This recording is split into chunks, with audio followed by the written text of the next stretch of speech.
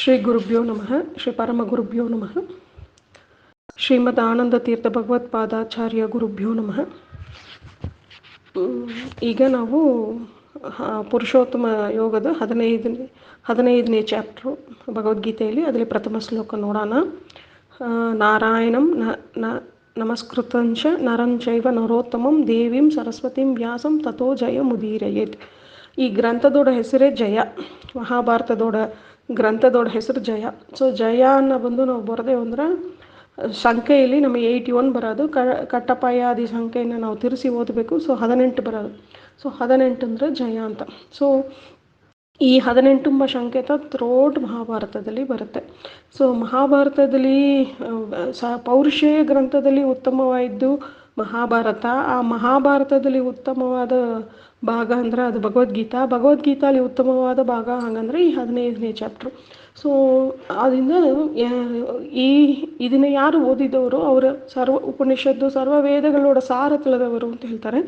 So ಅದಕ್ಕಾಗಿಯೇ ಊಟ ಎಲೆ ಹಾಕಿ ಊಟ ಬಡಿಸೋ ತನಕ ಈ ಪುರುಷೋತ್ತಮ ಯೋಗನ ಹೇಳಬೇಕಾದ ಪದ್ಧತಿ ಒಂದಿದೆ. ಸೊ ಯಾಕಂದರೆ ನಾವು ಯಜ್ಞ ಮುಂದೆ ಕೂತಿರೋವಾಗ ಹಾಲು ಹರಟೆಯಲ್ಲಿ ಹೋಗ್ಲಾಗ ನಾವು ಬಂದು ಆ ಹೊತ್ತನ್ನ ಯಜ್ಞಕ್ಕೆ ಕೂತಿರೋವಾಗ ನಾವು ವಿಷ್ಣು ಜ್ಞಾನದಿಂದ ಪರಿಶುದ್ಧ ಮಡಿಕೊಂಬಂದು ದೇವರು ಇದೆ ಇದನ್ನು ಹೇಳ್ತಾರೆ. ಯಾರು ಇದನ್ನು ತಿಳಿದವರು ಅವರು ವೇದವಿತ್ತು ಹಂಗಂತಾನು ಕೃಷ್ಣ. ಅದಾವುದು ಸರ್ವ ವೇದದವರು ಸಾರ ತಿಳಿದವರು ಹಂಗಂತ ಹೇಳ್ತಾನೆ. ಸೊ ಅಂಥ ಒಂದು ಮುಖ್ಯವಾದ ಚಾಪ್ಟರ್ ಈ ಪುರುಷೋತ್ತಮ ಯೋಗ. ಇದು ನಮ್ಮ ಯಥಾಯೋಗಿತಾನುಸಾರ ನಾನು ಹೇಳ್ತಾನೆ, ಇದನ್ನು ನೀವು ಆಲಿಪುವುದು. ಹರಿಕಥಾಮೃತ ಸಾರ ಗುರುಗಳ ಕರುಣದಿಂದ ಪಣಿತು ಪೇಳುವೆ ಪರಮ ಭಗವದ್ಭಕ್ತರಿದನಾದರದಿ ಕೇಳುವುದು. ಶ್ರೀರಮಣಿಕರ ಕಮಲ ಪೂಜಿತ ಚಾರು ಚರಣ ಸರೋಜ ಬ್ರಹ್ಮ ಸಮೀರವಾಣಿ ಪಣೀಂದ್ರ ವೀಂದ್ರ ಭವೇಂದ್ರ ಮುಖ ವಿನುತ ನೀರಜ ಭವಾಂಡೋದಯ ಸ್ಥಿತಿ ಕಾರಣನೆ ಕೈವಲ್ಯದಾಯಕ ನಾರಸಿಂಹನೇ ನಮಿಪೆ ಕರುಣಿಪುದೆ ಮಗೆ ಮಂಗಳವ. ಮಹಾಲಕ್ಷ್ಮಿ ತಾಯೇ ನಮೋ ನಮಃ. ಶ್ರೀ ಹನುಮ ಭೀಮ ಮಧ್ವ ಗುರುಭ್ಯೋ ನಮಃ. ಶ್ರೀ ವಾದಿರಾಜ ತೀರ್ಥ ಗುರುಭ್ಯೋ ನಮಃ. ಶ್ರೀ ಸರಸ್ವತಿ ತಾಯೇ ನಮೋ ನಮಃ. ಶ್ರೀ ವೇದವ್ಯಾಸ ನಮೋ ನಮಃ.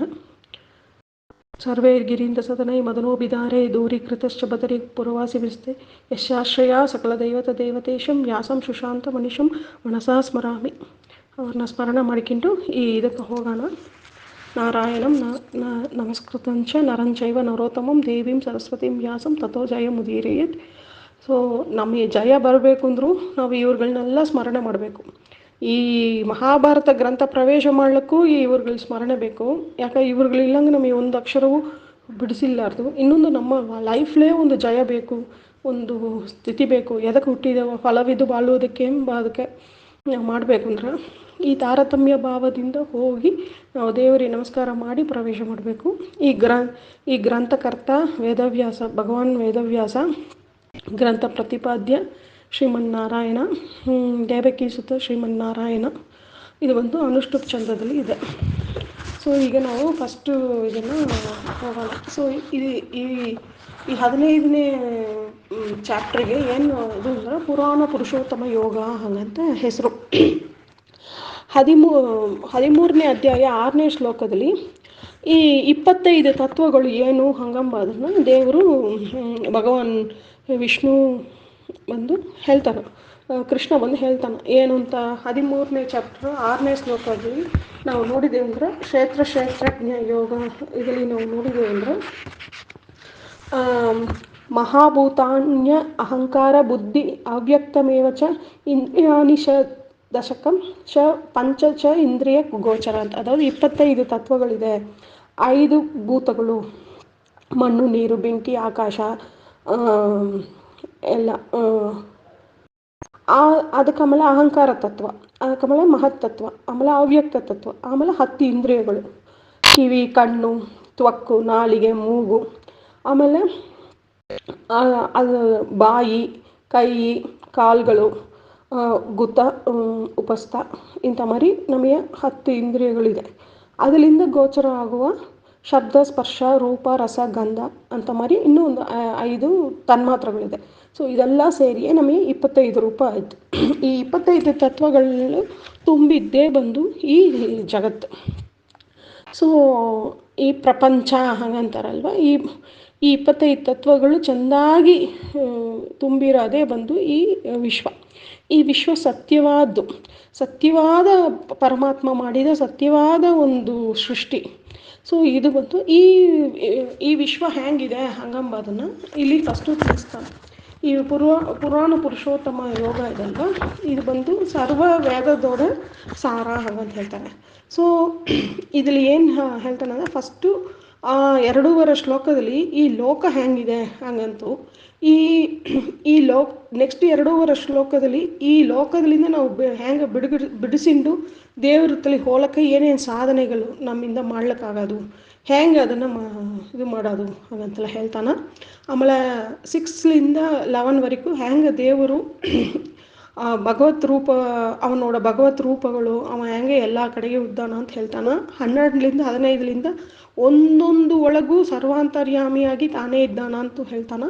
16ರಿಂದ 20 ಒಳಗೆ ತಾನೇ ಸರ್ವೋತ್ತಮ ಎಂಬುದನ್ನು ಚೆನ್ನಾಗಿ ನಮಗೆ ಸ್ಥಾಪನೆ ಮಾಡಿಕೊಡ್ತಾನೆ. ಸೊ ಇದೇ ಈ ಪುರುಷೋತ್ತಮ ಯೋಗದೋಡ ಒಂದು ಸಮ್ಮರಿ. ಸೊ ಇದರಲ್ಲಿ ಫಸ್ಟ್ ಶ್ಲೋಕವೇ ಏನು ಹೇಳ್ತಾನೆ ಹಾಗಂದ್ರೆ, ಊರ್ಧ್ವಮೂಲಂ ಅತಃಶಾಖಂ ಅಶ್ವತ್ಥಂ ಪ್ರಾಹು ಅವ್ಯಯಂ ಛಂದಾಂಸಿ ಯಸ್ಯ ಪರ್ಣಾನಿ ಯಸ್ತಂ ವೇದ ಸ ವೇದವಿತ್ ಅಂತ ಹೇಳ್ತಾನೆ.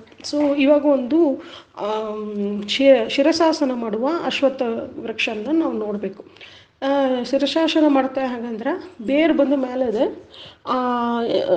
ಟಾಪ್ ಆಫ್ ದಿ ಅಶ್ವತ್ಥ ಬಂದು ಕಲಗಿದೆ, ಅದಾವುದು ಎಲೆಗಳು ಶಾಖೆಗಳೆಲ್ಲ ಕಲಗಿದೆ, ಬೇರು ಮೇಲಿದೆ. ಇಂಥ ಮಾರಿ ಒಂದು ಅಶ್ವತ್ಥನ್ನು ಥಿಂಕ್ ಮಾಡ್ರಿ, ಇದು ಬಂದು ಲೋಕ ಹಂಗಂತ ಹೇಳ್ತಾನೆ. ಸೊ ಈ ವಿಶ್ವಾಂಬದು ಒಂದು ಹೋಲಿಕೆ ಕೊಡ್ತಾನೆ, ಒಂದು ಅಶ್ವತ್ಥ ಮರಕ್ಕೆ ಹೋಲಿಕೆ ಕೊಡ್ತಾನೆ. ಆ ಹೋಲಿಕೆಯಲ್ಲಿ ಏನು ಹೇಳ್ತಾನಂದ್ರೆ, 25 ತತ್ವಗಳು ತುಂಬಿರೋ ಈ ವಿಶ್ವ ಒಂದು ಅಶ್ವತ್ಥ ಗಿಡವಾಗ, ಆದ್ರೆ ಈ ಅಶ್ವತ್ಥ ಬಂದು ತಲೆ ಕಲಗು ಕಾಲ ಮೇಲೆಯೂ ಇದೆ, ಅದಾವುದು ಬೇರುಗಳು ಬಂದು ಮೇಲೆ ಇದೆ. ಊರ್ಧ್ವ ಮೂಲಂ, ಊರ್ಧ್ವ ಹಂಗಂದ್ರೆ ಊರ್ಧ್ವ ಪುಂಡ್ರ ಹಂಗಂದ್ರೆ ಏನು, ಮೇಲೆ ನೋಕಿ ಹಾಕೋ ನಾಮ. ಸೊ ಅದೇ ಥರ ಊರ್ಧ್ವ ಮೂಲಂ, ಒಂದು ಗಿಡಕ್ಕೆ ಮೂಲ ಏನು, ಶಾಖೆಗಳು ಕಟ್ ಮಾಡ್ರೂ ಬೆಳೆಯುತ್ತೆ, ಎಲೆಗಳನ್ನ ಕಟ್ ಮಾಡ್ರೂ ಬೆಳೆಯುತ್ತೆ, ಅದರ ಬೇರನ್ನ ಕಿತ್ತಿ ತೆಗೆದಾಕ್ಬಿಟ್ರೆ ಆ ಮರ ಅಷ್ಟೇ ಹೋಯಿತು. ಸೊ ಅವಾಗ ಎದೆ ಇದ್ರೆ ಮತ್ತೆ ಅದು ಚಿಗುರೋದು, ಅದೇ ಮೂಲ. ಎದೆ ಇಲ್ಲವೋ, ಅದು ಇಲ್ಲ ಅಂದರೆ ಅದು ಬಂದ್ಬಿಟ್ಟು ಅದರ ಇದೇ ಅಸ್ತಿತ್ವವೇ ಹೋಗುತ್ತೆಯೋ ಅದು ಮೂಲ.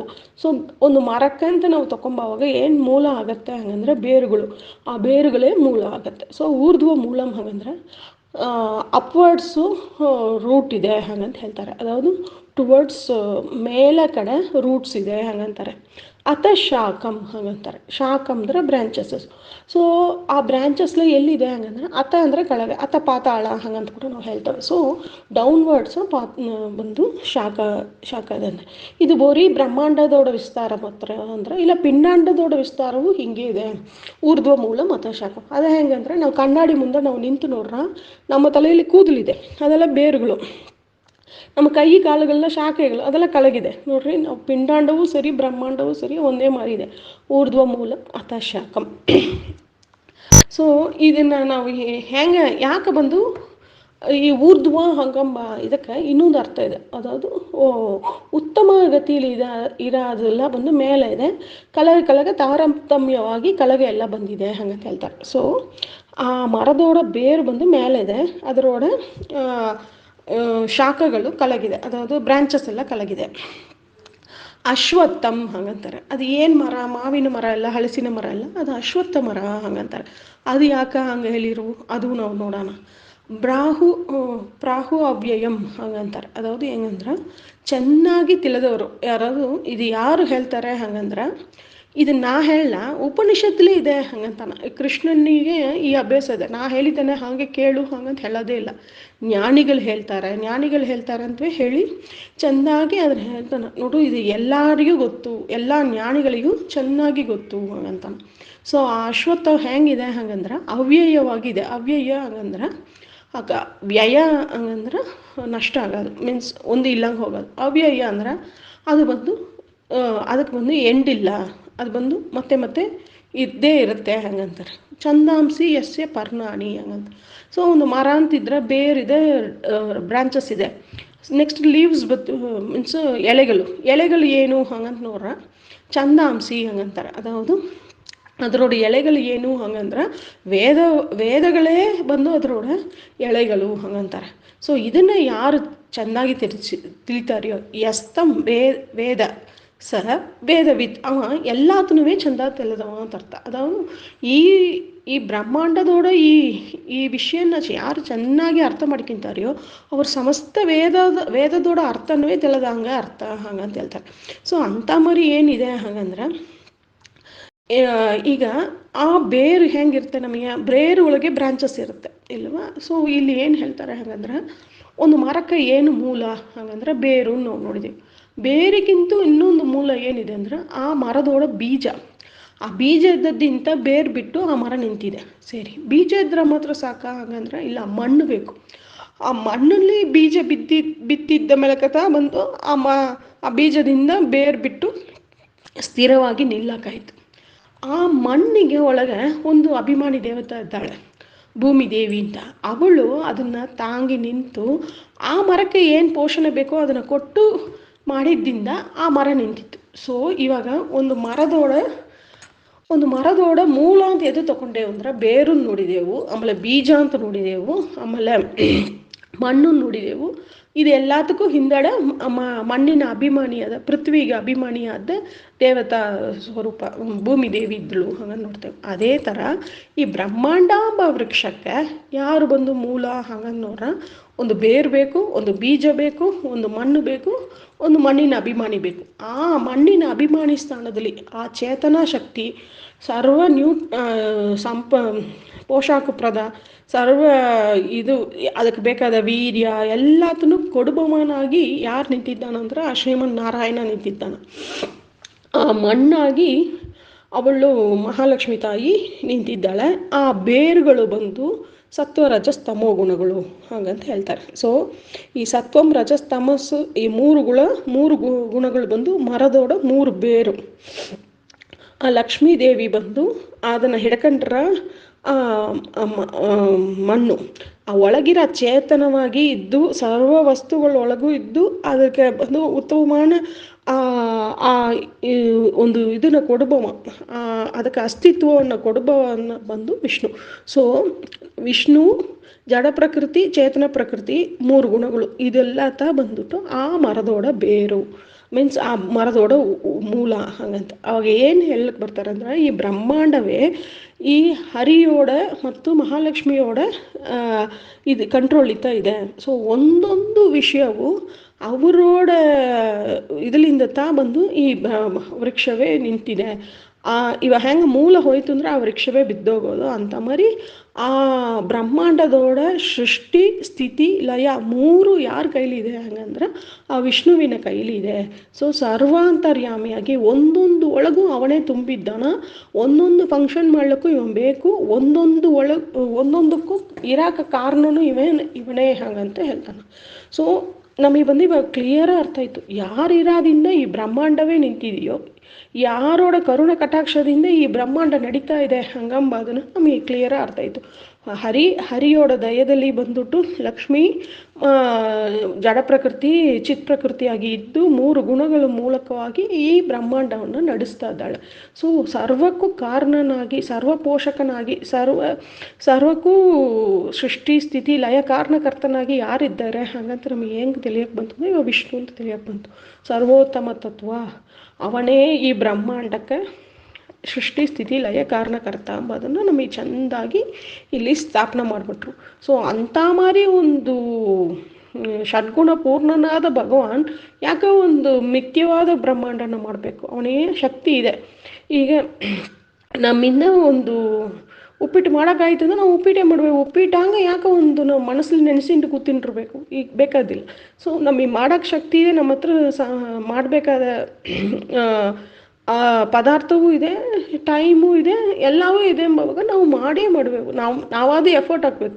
ದೇವ್ರಿ ಲೀಲಾ ಮಾತ್ರದಲ್ಲಿ ಈ ಜಗತ್ತು ಸೃಷ್ಟಿಯಾಗತ್ತೆ, ಈ ಬ್ರಹ್ಮಾಂಡ ಸೃಷ್ಟಿಯಾಗತ್ತೆ. ಸೊ ದೇವರು ಮಿಥ್ಯವಾದ ಬ್ರಹ್ಮಾಂಡನ ಮಾಡಬೇಕಾದಿಲ್ಲ. ಅದಕ್ಕೆ ಇಷ್ಟು ಶ್ಲೋಕ ಹೇಳಿ ಅದಕ್ಕೆ ಎಕ್ಸ್ಪ್ಲೈನ್ ಮಾಡಬೇಕಾದಿಲ್ಲ. ಸೊ ಜಗತ್ ಸತ್ಯ, ದೇವ ಒಬ್ಬನೇ ಸ್ವತಂತ್ರ ಮತ್ತು ಅವರೆಲ್ಲರೂ ಅವನ ಕೆಳಗೆದ್ದು ಮಾಡ್ಬೋರು. ಅವನೇ ಸರ್ವರಿಗೂ ಸಂಪತ್ಪ್ರದ. ಏನು ಸಂಪತ್ತಾಗಿರಲಿ ಎದಾಗಿರಲಿ ಅದನ್ನು ಬಂದ್ಬಿಟ್ಟು ಪ್ರಾಣಸ್ಯ ಪ್ರಾಣ ಅಂತ. ಸೊ ಮುಖ್ಯ ಪ್ರಾಣನೊಳಗಿದ್ದು ಪ್ರಾಣ ಅವನಿಯೂ ಶ್ವಾಸ ಉಚ್ಛ್ವಾಸ ಅಷ್ಟು ಮಾಡಿಸ್ಬವ ಯಾರು ಹಂಗಂದ್ರೆ ವಿಷ್ಣು. ಸೊ ಎಲ್ಲರಿಗೂ ಆಧಾರ ರೂಪನಾಗಿ ಯಾರು ನಿಂತಿದ್ದಾರೆ ಹಂಗನ್ನೋರನ್ನ ವಿಷ್ಣು ಎಂಬುದನ್ನು ಇಲ್ಲಿ ಸ್ಥಾಪನೆ ಮಾಡ್ತಾರೆ. ಸೊ ಅತಃಶಾಖ ಅಂತ ಹೇಳುವಾಗ ಹೆಂಗೆ ಹೇಳ್ತಾರೆ ಅಂದರೆ, ಈ ಮೂಲ ಯಾರು, ಇವಾಗ ಬೇವರು ಬೀಜ ಮಣ್ಣು ಆ ಹಿಂದೆ ಇರೋ ಶಕ್ತಿ ಎಲ್ಲ ನಾವು ನೋಡಿದ್ದೀವಿ. ಕಲಗ ಬರಾಬರ ಏನು ಬರುತ್ತೆ ಅಂದರೆ ಆ ಟ್ರಂಕ್ ಬಂದು ಬ್ರಹ್ಮದೇವರು, ಹಾಗೆ ಬಂದ್ಬಿಟ್ಟು ಅಹಂಕಾರ ತತ್ವ ಬರುತ್ತೆ, ಮಹತ್ತತ್ವ ಅಹಂಕಾರ ತತ್ವ, ಅಲ್ಲಿಂದ ನಮಗೆ ಬಂದ್ಬಿಟ್ಟು ಇದಾಗುತ್ತೆ, ಬ್ರ್ಯಾಂಚಸ್ ಪಿರಿಂಚುತ್ತೆ. ಅದು ಏನು ಹಂಗಂದ್ರೆ ಪಂಚಭೂತಗಳು, ಬುದ್ಧಿ ಮನಸ್ಸು ಇಂದ್ರಿಯಗಳು ಮೊದಲಾದ ಬ್ರಾಂಚಸ್ಸು ಒಂದೊಂದು ಓಪನ್ ಆಯ್ಕೊಂಡು ಹೋಗ್ತಾ ಇರುತ್ತೆ. ಸೊ ತಾರತಮ್ಯ ಸಾರವಾಗಿ ಮೇಲಿಂದ ಕೆಳಗೆ ಆ ಶಾಖೆಗಳು ಪಿರಿಂಜಿ ಬರ್ತಾ ಇದೆ. ಇದನ್ನು ಯಾಕೆ ನಾವು ಅಶ್ವತ್ಥ ಮರ ಅಂತವೇ ಹೇಳಿರು, ಯಾಕೆ ಬಂದ್ಬಿಟ್ಟು ಒಂದು ಮಾವಿನ ಮರ ಇಲ್ಲ ಒಂದು ಹಲಸಿನ ಮರ ಅಂತ ಹೇಳಲ್ಲ ಹಂಗಂದ್ರೆ, ಅಶ್ವತ್ಥ ಮರ ಹಂಗಂಬದು ಏನು ಅಂದ್ರೆ ಒಂದು ಚಿಕ್ಕ ಗಾಳಿ ಬಂದ್ರೆ ಕೂಡ ಆ ಚಲನೆಯನ್ನು ತೋರಿಸಿಕೊಟ್ಟೋದು. ಅದೇ ಥರ ಈ ಬ್ರಹ್ಮಾಂಡ ಬಂದು ಸದಾ ಚಲನೆ ಹೋಗ್ತಾರ. ಇವಾಗ ನೀವು ಒಂದು ರೋಸ್ ಗಿಡ ಇಟ್ಟಿದ್ದೀರಿ ಅಂತ ಇಟ್ಟಿಲ್ರಿ, ನೀವು ಬಂದು ಒಂದು 2 ಡೇಸು ನೀರು ಹಾಕ್ತಾ ಇರ್ತೀರಿ, ನೋಡ್ರೆ ಒಂದು ಚಿಕ್ಕದ ಚಿಗುರು ಬಂದಿರೋದು. ಆಮೇಲೆ ಒಂದು 2 ಡೇಸ್ಲಿ ನೋಡ್ರೆ ಗಡ ಅಂತ அடுத்த ಲೀಫ್ ಅಂತ ಬಂದು ಒಂದು ಮೊಗ್ಗಿಟ್ಟಿಡೋದು. ಸೊ ಇಂಥ ಮರಿ ಆ ಗಿಡ ಬಂದು ಎವಾಲ್ವ್ ಆಗ್ತಾವೇ ಇರೋದು. ಸೊ ಅದನ್ನು ಇಲ್ಲಿ ಬಂದು ಅಶ್ವತ್ಥಾಂಬ ಶಬ್ದದಿಂದ ನಮಗೆ ತಿಳಿಸ್ತಾರೆ. ಅதாவது ಯಾವಾಗಲೂ ವರ್ಲ್ಡ್ ಬಂದು ಮೂವ್ ಆಗ್ತಾವೇ ಇರೋದು. ಒಂದು ಸೆಕೆಂಡ್ ಇದ್ದಾಗ ಇನ್ನೊಂದು ಸೆಕೆಂಡ್ ಇಲ್ಲ, ಒಂದು ಬದಲಾವಣೆ ಎಲ್ಲ ಕಡೆಯೂ ಚೇಂಜ್ ಆಗ್ತಾವೇ ಇರೋದು. ನಮ್ಮ ಪಿಂಡಾಂಡವೂ ತಗೊಳ್ರಿ, ನಮಗೆ 1 ವೀಕ್ ಹೋಯ್ತು ಅಂದರೆ ನೈಲ್ ಬೆಳೆದಿರುತ್ತೆ, ಕೂದಲು ಬೆಳೆದಿರುತ್ತೆ, ನರ್ತ ಕೂದಲು ಬಂದಿರುತ್ತೆ, ಇಲ್ಲ ಚಿಕ್ಕ ಮಕ್ಕಳಾದ್ರೆ ಹೈಟ್ ಬೆಳೆದಿರ್ತಾರೆ. ಸೊ ವೆಯ್ಟ್ ಕೂಡಿರುತ್ತೆ, ವೆಯ್ಟ್ ಕಮ್ಮಿ ಆಗಿರುತ್ತೆ, ಏನೋ ಒಂದು ಚೇಂಜು ಕಾನ್ಸ್ಟೆಂಟಾಗಿ ನಮ್ಮಲ್ಲಿ ನಡೀತಾವೇ ಇರುತ್ತೆ, ಈ ಬ್ರಹ್ಮಾಂಡದೊಳಗೂ ಸರಿ ಈ ಪಿಂಡಾಂಡದೊಳಗೂ ಸರಿ. ಸೊ ಅಶ್ವತ್ಥ ಮರ ಬಂದು ಆ ಗುಣ ಸದಾ ಚಲನೆ. ಸೊ ಆ ಅಶ್ವತ್ಥ ಮರ, ಆ ಅಶ್ವತ್ಥಾಂಬ ಶಬ್ದನ 4-5 ಸಲ ಇದು ಮಾಡುವುದು. ಅಶ್ವನಾಮಕ ಪರಮಾತ್ಮ ಸ್ಥಿತನಾಗಿ ಇದ್ದು ಈ ಬ್ರಹ್ಮಾಂಡನ ಕಾಪಾಡ್ತಾನ ಅಂಬಾದಿಂದು ಈ ಬ್ರಹ್ಮಾಂಡಾಂಬ ವೃಕ್ಷಕ್ಕೆ ಅಶ್ವತ್ಥ ಅಂತ ಹೇಳ್ರು. ಅಶ್ವನಾಮಕ ಪರಮಾತ್ಮಗೆ ಯಾಕೆ ಅಶ್ವ ಅಂತ ಹೆಸರು ಬಂತು ಹಂಗಂದ್ರೆ, ಅಂದ್ರೆ ಜ್ಞಾನಂ, ಆಶುವ ಹಂಗಂದ್ರೆ ಬೇಗವಾಗಿ ಜ್ಞಾನವನ್ನು ತಗೊಂಡು ಬಂದು ಸೂರ್ಯಭವ, ಅದಾವುದು ಹಯಗ್ರೀವ ಅಂಬ ಹೇಳಿದ ಮಾತ್ರದಲ್ಲಿ ಅವರಿಗೆ ಬಂದ್ಬಿಟ್ಟು ಜನ್ಮ ಪಾಪಗಳು ಹೋಗಿ ನಾಳಿಗೆಯಲ್ಲಿ ಬಂದು ಗಂಗಾ ಪ್ರವಾಹವಂಗ ದೇವ್ರ ಬಗ್ಗೆ ಮಾತಾಡಕ್ಕೆ ಬರೋದಂತ.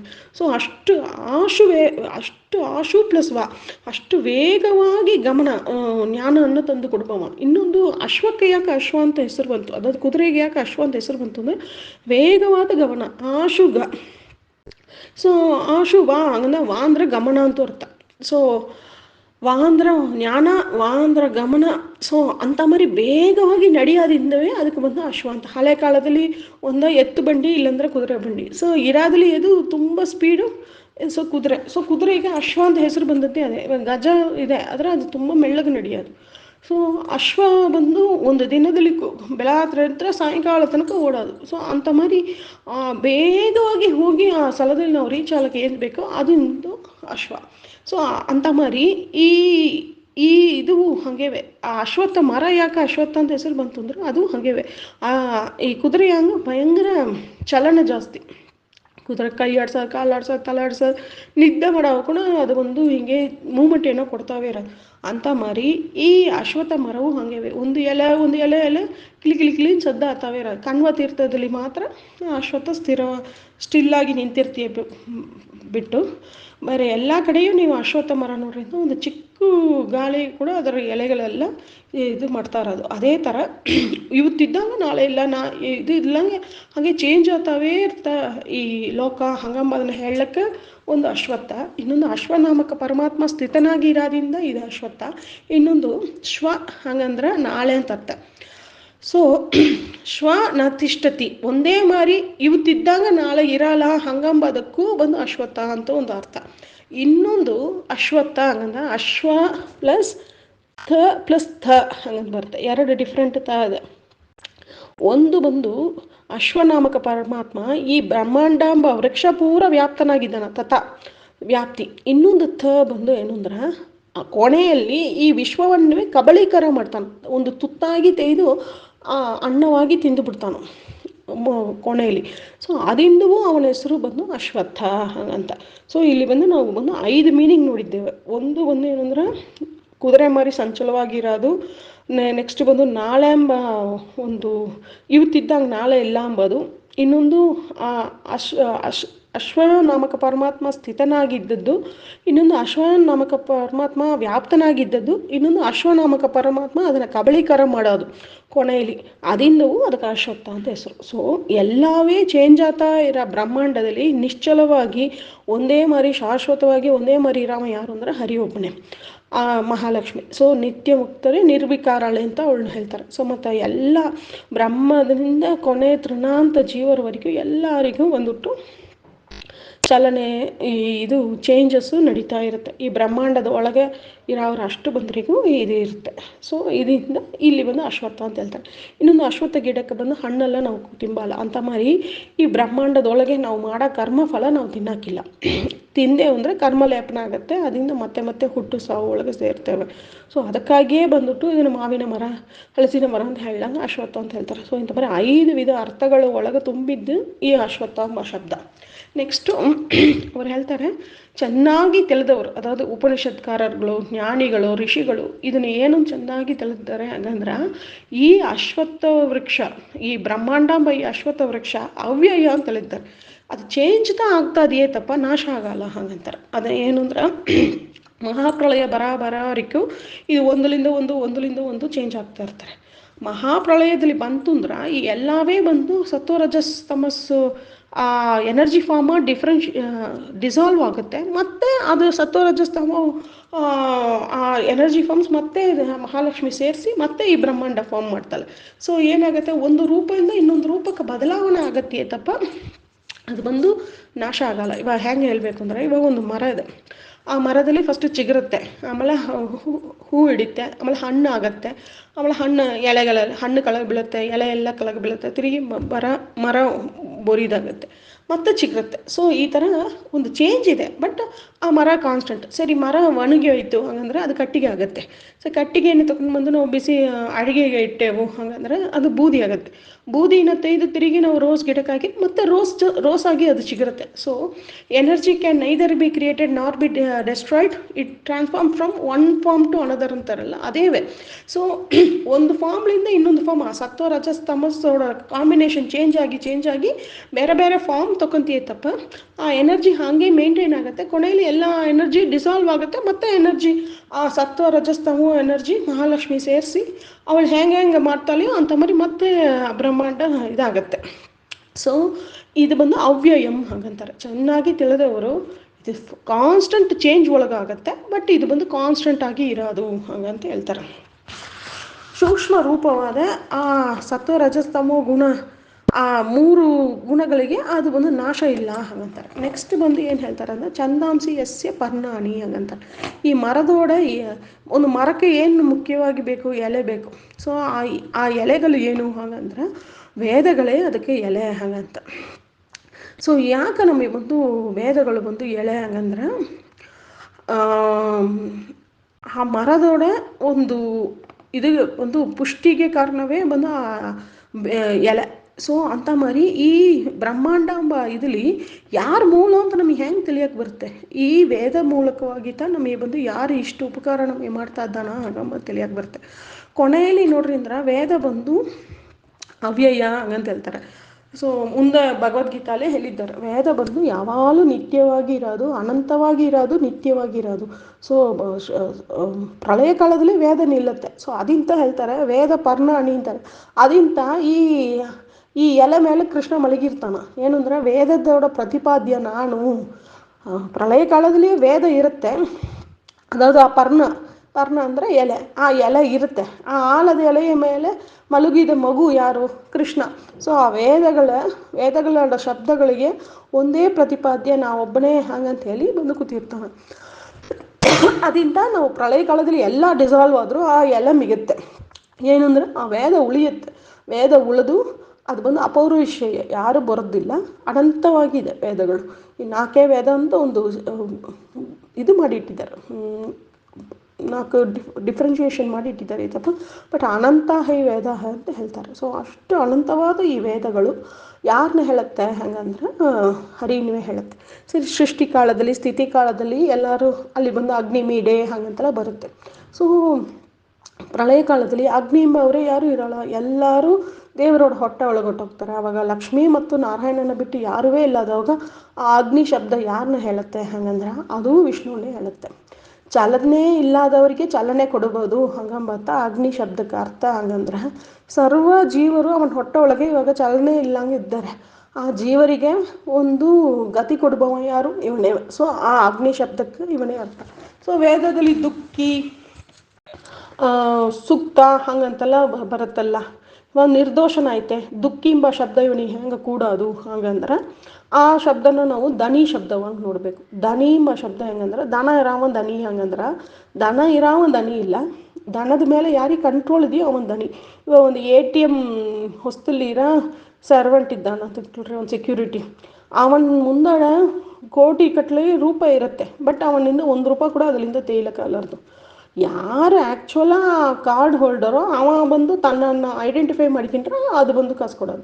ಇವಾಗ ಒಂದು ದೊಡ್ಡ ಧನಿಕ ಇದ್ದಾನ ಅಂತ ಇಟ್ಕೊಳ್ರಿ, ಅವ ಬಂದು ಕೈಲಿ ಕಾಸು ಇಟ್ಟಿಂಟ್ರಲ್ಲ, ಡ್ರೈವರ್ ತಲೆ ಕಾಸು ಕೊಟ್ಟರುವ, ಇವನಿಗೆ ₹1000 ಕೊಡು, ಅವನಿಗೆ ₹1000 ಕೊಡು ಅಂದ್ರೆ ಆ ಡ್ರೈವರ್ ಒಬ್ಬೊಬ್ಬರಿಗೆ ಕೊಡ್ತಾ ಬರುವ.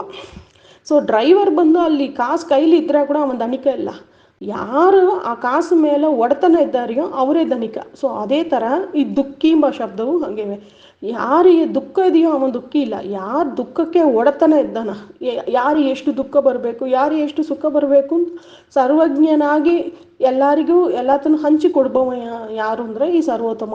ಆ ಇದರಲ್ಲಿ ನಾವು ಬಂದು ಅವನಿಗೆ ಅನ್ವಯ ಮಾಡಬೇಕು. ಸೊ ಸರ್ವ ಶಬ್ದವು ಸರ್ವನಾದವು ಯಾರನ್ನ ತಿಳಿಸುತ್ತೆ ಹಾಗಂದ್ರೆ ವಿಷ್ಣು.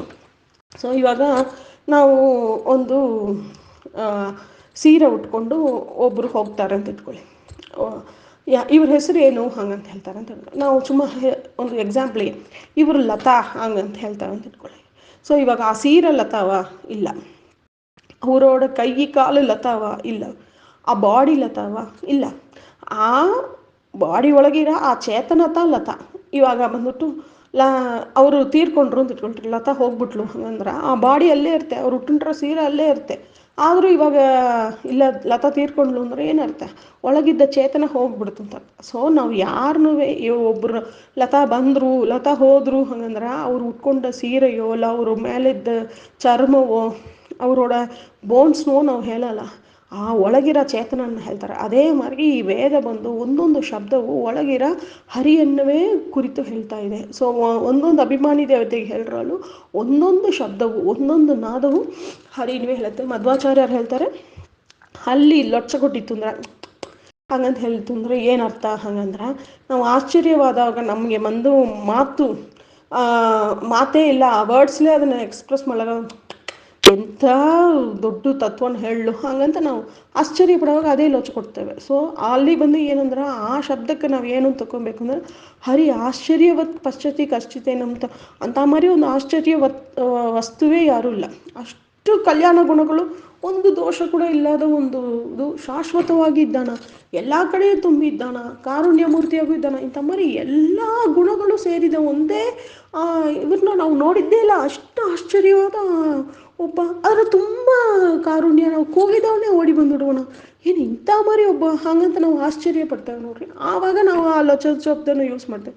ಸೊ ಸರ್ವ ಶಬ್ದವು, ಸರ್ವ ವಾಕ್ಯವು, ಸರ್ವ ಅಕ್ಷರವು ಯಾರನ್ನ ಹೇಳುತ್ತೆ ಹಾಗಂದ್ರೆ ಕೃಷ್ಣನ ಹೇಳುತ್ತೆ. ಅದು ಎಲ್ಲ ಕಾಲದಲ್ಲಿಯೂ, ಸೃಷ್ಟಿ ಸ್ಥಿತಿ ಲಯ ಕಾಲದಲ್ಲಿಯೂ ಸರಿ, ಎಲ್ಲ ದೇಶದಲ್ಲಿಯೂ 14 ಲೋಕದಲ್ಲಿಯೂ ಸರಿ, ಬ್ರಹ್ಮಾಂಡಕ್ಕೆ ಆಚೆಯೂ ಸರಿ, ಹೊರಗೂ ಸರಿ, ಎಲ್ಲ ಕಡೆಯೂ ಹರಿ ಒಬ್ಬಣ್ಣವೇ ಹೇಳುತ್ತೆ ಎಂಬುದನ್ನು ಇಲ್ಲಿ ಹೇಳ್ತಾರೆ. ಛಂದಾಂಸಿ ಯಸ್ಯ ಪರ್ಣಾನಿ ಅಂತ ಹೇಳ್ತಾರೆ. ಎಸ್ತಂ ಇದನ್ನು ಯಾರು ಚೆನ್ನಾಗಿ ತಿಳಿದವರು ವೇದವಿತ್, ಇವರು ವೇದಾರ್ಥಗಳನ್ನವೇ ತಿಳಿದವರು ಹಾಗಂತ ಕೃಷ್ಣ ಹೇಳ್ತಾನೆ. ಇಲ್ಲಿ ಏನು ಅಂತ ಹೇಳ್ತಾರೆ ಹಾಗಂದ್ರೆ ಭಗವಾನ್ ಉವಾಚ ಅಂತ ಹೇಳ್ತಾರೆ. ಅದನ್ನು ನಾವು ಗಮನಿಸ್ಬೇಕು. ಶ್ರೀ ಭಗವಾನ್ ಉವಾಚ ಹಾಗಂತಾರೆ. ಇಲ್ಲಿ ಕೃಷ್ಣ ಉವಾಚ, ವ್ಯಾಸ ಉವಾಚ ಅಂತ ಹೇಳಲ್ಲ, ಭಗವಾನ್ ಹಾಗಂತಾರೆ. ಭಗವಾನ್ ಅಂದರೆ ಯಾರು? ಷಡ್ಗುಣ ಪೂರ್ಣ ಅಂತ ಹೇಳ್ತಾರೆ. ಜ್ಞಾನೋತ್ತಮ, ವೀರ್ಯೋತ್ತಮ, ಐಶ್ವರ್ಯೋತ್ತಮ, ಬಲೋತ್ತಮ ಎಲ್ಲ 6 ಗುಣಗಳು ಏನೇನಿದೆ ಅಷ್ಟಲ್ಲೂ ಉತ್ತಮನಾದ ಒಬ್ಬ ಹೇಳ ಒಂದು ಅಡ್ವೈಸ್ ಇದು ಹಾಗಂತ ಹೇಳ್ತಾರೆ. ಆವಾಗ ಇದಕ್ಕೆ ಎಷ್ಟು ಬೆಲೆ ಇರಬೇಕು. ಸೊ ಎಲ್ಲ ತಿಳಿದವ ಪುರಾಣ ಪುರುಷೋತ್ತಮ ಯೋಗ ಅಂತಾರೆ. ಹಾಗಂದ್ರೆ ಎಷ್ಟೋ ಬ್ರಹ್ಮಾಂಡಗಳು ಬಂದು ಹೋಗಿದೆ, ಇನ್ನೂ ಎಷ್ಟೋ ಬ್ರಹ್ಮಾಂಡಗಳು ಬರ್ತಾ ಇದೆ. ಅಷ್ಟಕ್ಕೂ ಸೃಷ್ಟಿ ಸ್ಥಿತಿ ಲಯ ಕಾರಣಕರ್ತನಾಗಿದ್ದು ಸರ್ವಪೋಷಕನಾಗಿದ್ದು ಸರ್ವರಿಗೆ ಆಧಾರವಾಗಿರುವ ಅಂಥ ಭಗವಾನ್ ಹೇಳಿದ ಈ ಮಾತಿದು ಹಂಗಂಬದನ್ನು ಹೇಳ್ತಾರೆ. ಸೊ ಅದಕ್ಕೆ ಎಷ್ಟು ಬೆಲೆ ಇರಬೇಕು, ಎಷ್ಟು ಸತ್ಯ ಇದೆ ಇದರೊಳಗೆ, 100% ಸತ್ಯ ಇದೆ. ಅಂಥ ಮಾರಿ ಈ ಬ್ರಹ್ಮಾಂಡ ಇದು ಒಂದು ವೃಕ್ಷವಾಂಗ, ಇದರೊಡ ಬೇರುಗಳು ಮೇಲೆ ಇದೆ, ಶಾಖೆಗಳು ಕೆಳಗಿದೆ. ಇದು ಒಂದು ಅಶ್ವತ್ಥ ವೃಕ್ಷ. ಇದನ್ನು ಚೆನ್ನಾಗಿ ತಿಳಿದವರು ಅವ್ಯಯ ಅಂತ ಹೇಳ್ತಾರೆ. ಇದರೊಡ ಎಳೆಗಳು ಒಂದು ವೇದಗಳು. ಇದನ್ನು ಯಾರು ಚೆನ್ನಾಗಿ ತಿಳಿದವರು ಅವರು ವೇದಾರ್ಥವನ್ನೇ ತಿಳಿದವರು. ಸೊ ಇದರೊಡ ಮೂಲ ಏನು ಹಾಗಂದ್ರೆ ಬೇರು, ಬೀಜ, ಮಣ್ಣೊಳಗಿರೋ ಅಭಿಮಾನಿ ದೇವತೆ. ಅದೇ ಥರ ಇಲ್ಲಿ ಬಂದುಬಿಟ್ಟು ಲಕ್ಷ್ಮಿ